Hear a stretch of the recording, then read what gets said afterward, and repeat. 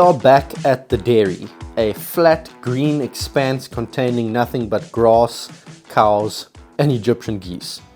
Egyptian geese are problematic to dairy farmers because they graze on the pastures and leave their droppings behind, which can spread diseases. And the problem is exaggerated here because of the farm's proximity to a river that the geese can swim in and cliffs that they can shelter on. I've come out here with a few friends to spend a day hanging out and blitzing geese, and I've brought two rifles with me. The 22-50 on the left shooting a 50 grain VMAX at 3,800 feet per second, and the 260 Rem shooting a 95 grain VMAX at 3,410 feet per second. Both of these are going to do some serious damage. We've also got some new scopes mounted on these rifles. I've put the Element Helix HDLR 2-16x50 on the 260, which has a mil reticle and an exposed elevation, and the Helix HD, which is very similar but has capped elevation, and the Raptor 1 BDC reticle. Our primary focus is of course going to be dropping as many geese as we can, but we're also going to have some fun in between, and as always, it's all about the memories made. The previous evening we'd taken some time to check zeros and confirm drop at different distances, and with the rifles ready to do the business, we woke up to perfect weather and headed out early to see what we could find. We make our way down to one of the pivots on the back of the bucky and soon get our first opportunity. Oh, you got it? This one there. Yep. Perfect. Nice. This one was at about 200 meters. I held on the first hash of the Raptor 1 reticle and the VMAX did the rest. We spot a few more birds, but on closer inspection we see that they are shell ducks, not geese. You can hunt shell ducks in South Africa, but they are in far fewer numbers than the geese, so we leave them be. Oh, can you hear the shell ducks? Oh, oh. That's our first goose down, but knowing that there were far more out there, we re-strategize and decide to try something new. We have a few shotguns with us, and wanting to try get a few birds on the wing, we split into two groups. When shot at with the centerfires, the flocks tend to take off and move to a different spot, so the idea is that the guys with the shotguns would sit beneath the pivots and try to take some out whenever they fly over. In hindsight, we should have actually just brought some decoys along, but we knew that even if we didn't get many with the shotguns, the noise would keep the geese moving and allow my group with the centerfires to get more opportunities. When the flocks did settle again, it was Renee's turn to feel the power of the 22-50. Perfect. Yeah, you got him. Dropped him. They're still there, isn't it? Yeah. Nice shot, Renee. Thank you. Yeah. This was a well-timed Dropped shot. him. The bird was on the Still move there, about isn't it? 250 meters away, and Renee had to lead him a bit.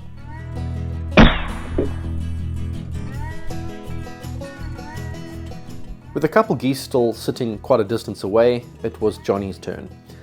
At these distances it would be ideal to shoot prone off a bipod, but the long grass doesn't allow it, so we've deployed the Leo Photo tripod and Johnny makes the shot count. Ooh, it sounded. Yeah, you got him. You got it? Yeah. Oh, he's flapping. He'll go down. He's dead. Oh, he's down. He's down. Whew. Sure. That's lekker. It was a good shot as well. It's like 300 and, probably about 350 meters, I'd say. Yeah, happy with that.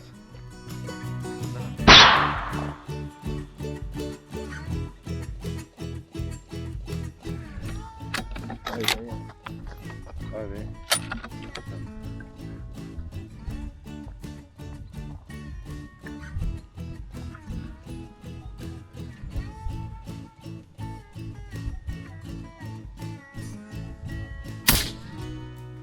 Ooh, just to the left of him. Ah, I see. Pulled that one. They might land again. Yeah. Well, we've had a pretty good morning so far. We've all managed to get a goose down here amongst our group. Some of the other guys have walked off with a shotgun, and the plan is if we shoot a few geese here, the geese should fly in that direction towards that field, and hopefully they can pop a few out the air with a shotgun on the way past. But yeah, this tripod is has turned out to be a great addition to the setup. Previously we'd come here and lie prone and shoot, which is obviously nice and steady, but you're lying often in the mud and the cow poo. You sometimes can't get the elevation you need to take a shot. This just really helps to be able to, you know, lock everything out, get nice and steady. And we've been hitting geese at like 350 meters off this tripod. So yeah, it's a really nice tool to have with us. And it's still early in the morning, so plenty of time to get more down.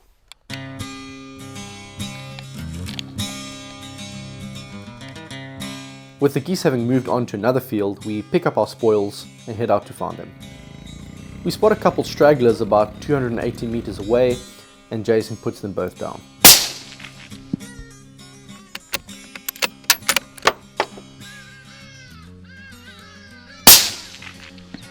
Yay! Nice. Good shooting, I think. What you guys say? Part oily, bro.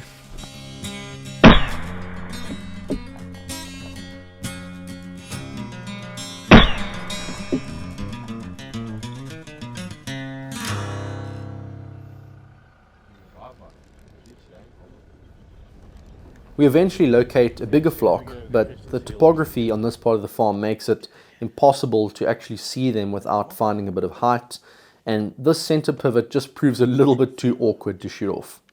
Knowing that geese sometimes like to shelter up on cliff sides, we glass around, and although they're pretty well camouflaged against the brown rocks, we spot a few at 475 meters. This is a job for the 260 and the Helix HDLR. Dead. Dead. Blitzed it. Yeah, he's still sitting exactly where he was. That's insane. That's cool. 470 meters, almost at 22 to 50. 260 Remington with a 95 grain VMAX going 3,410 feet per second. There's more landing there. Yes, that thing just didn't even move a centimeter. Another one lands at 450 meters, and I only need to bring it back a couple clicks. Dead. Dead. So yeah, Element Ballistics app. I just put my profile in like yesterday. Everything in here, estimated what the weather would be out here, and then just put in 450 meters and it's telling me 1.8 mils. Thankfully there's no wind to deal with today either. The shotgun guys hadn't quite had as much success, but after a good few hours of hunting, we decided to head back to the house for a quick lunch break.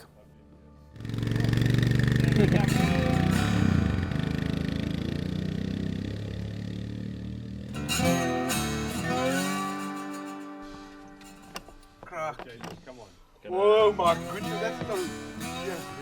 Well, it's almost midday here at the dairy, and we are about to just take a bit of a lunch break.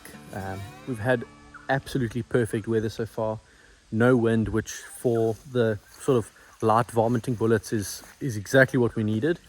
So we've had a pretty good hit rate so far, but we're gonna take some time to just relax, have some coffee, have some food, probably some boerewors rolls and some leftover meat from last night, and then once we've kind of recuperated a bit, we'll head out again for round 2.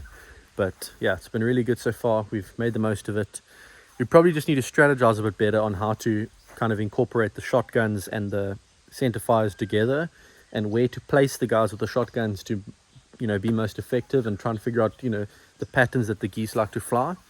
But once we figure that out, I'm sure we'll get a few down. Right now, just enjoying being out here, enjoying the wonderful weather. This is winter in South Africa. A bit chilly in the mornings, but by the time sun comes out, it starts to warm up nicely. It was really nice to get some time in the shade, but the sound of geese quickly brought us out of our chairs, and I managed to take a nice long shot at about 400 meters with the 260. Ready? Dead.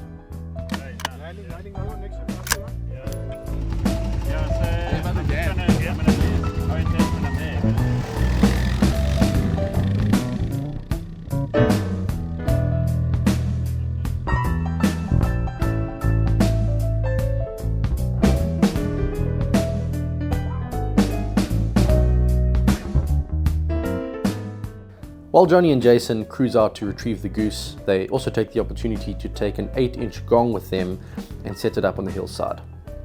Some of these guys don't get as many opportunities to shoot as I do, so it was great to be able to send some lead downrange and get some trigger time.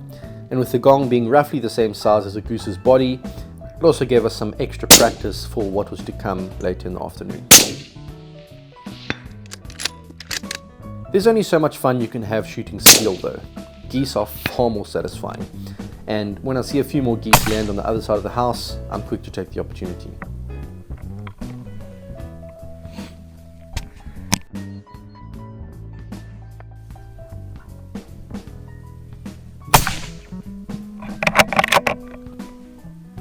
That's 2.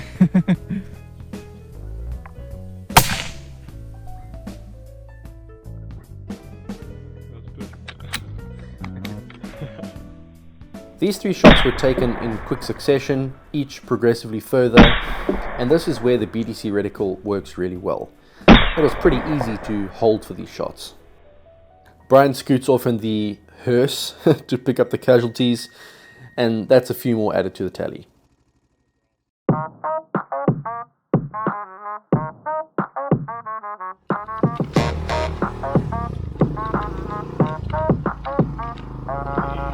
Our strategy for the afternoon is to split up even further on the quad bikes and all position ourselves on different parts of the farm.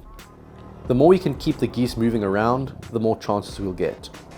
I've paired up with Luke, we've got the trusty 22-250 with us, and we stumble upon a nice big flock that looks ripe for the picking.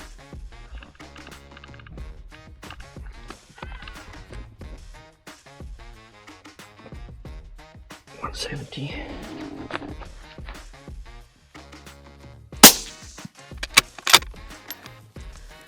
Oh, I love that sound. That's awesome. Yeah, 170 meters, pretty straightforward. I've got my drop data for this BDC reticle on the trigger cam here, so you can see 180 is what I've got at 16 times on the first little mark. So it makes it really easy. And I hear a shotgun going off there, so hopefully the other guys can get these birds moving. They'll maybe come and land here, and then we can get Luke on another bird. Awesome. Really? Yep.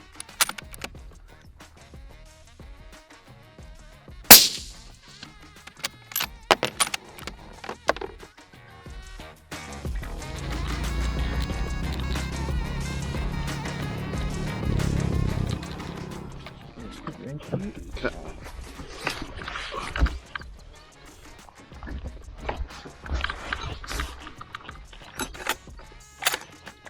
200.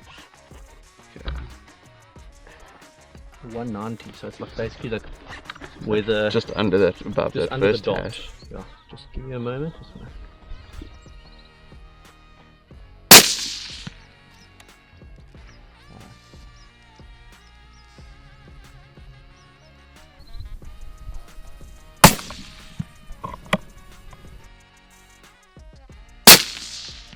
Perfect.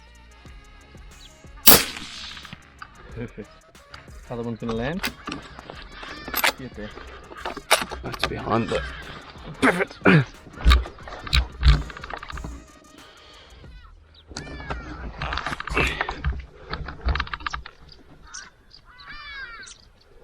Where is he now? There.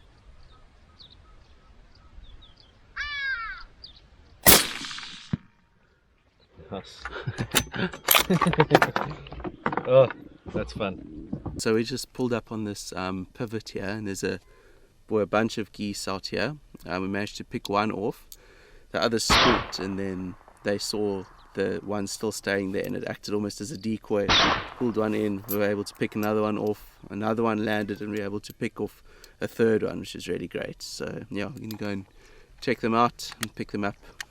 It's amazing that no matter how many times I try to pick up another rifle and give it a chance, like, you know, my 260 with the VMAXs for general all-purpose varminting like this, I always end up coming back to the 22-250 and just saying, hands down, that is my favorite rifle for stuff like this. The fact that there's very little recoil, it just gets there like a laser, and in conditions like this where there's no wind, we can really get the most out of it without having to worry about the lower BC.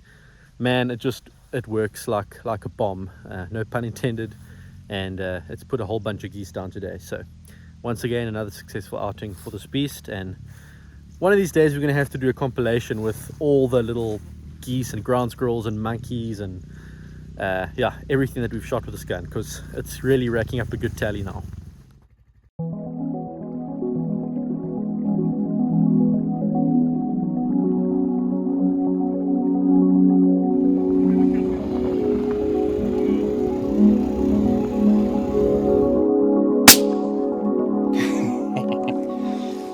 Perfect. I only just saw his neck and head, but was able to just put the first little marquee there on his neck and take the shot. 180 meters. Go check the monkeys. Oh really? Monkeys there against the fence, there were like 2. Monkeys? Only 2. Yeah, they went down the fence like before I could shoot. I'm trying to stop, and then like that fence is going down, I didn't see it, I like clipped it. Well, a pretty good haul. Absolutely amazing day of hunting. You know, we couldn't have asked for better weather and better company. It was great to just hang out with these guys, just spend some time together. A whole bunch of guns. We had everything from, you know, handguns, shotguns, rimfires and centerfire rifles, and what you're seeing here is only some of the geese. There are a few more that ended up in locations where it was really hard to retrieve them, like on the cliffside and stuff like that. But yeah, fantastic day. It was great to actually use the Helix HD on this rifle for a change, and kind of get used to using that BDC reticle. Hopefully the scope cam footage came out good, and yeah, hope you enjoyed all this footage. It's always fun blitzing geese, especially with the little 22-250, and hopefully we can come back in the future and do the same thing again. Thanks for watching. We'll see you guys next time. With the shooting wrapped up for the day, there was one thing that we still needed to do. With the weather being so perfect and the sun about to set over the iconic Fish River, we made our way down towards the cliffside and found a spot to sit.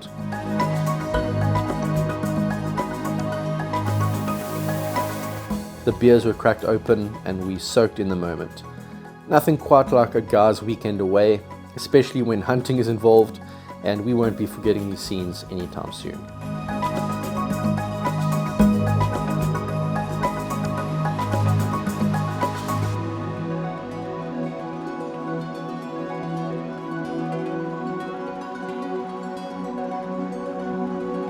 If you enjoyed the video, please consider subscribing. I've got some really cool episodes in the pipeline, and you definitely won't want to miss them.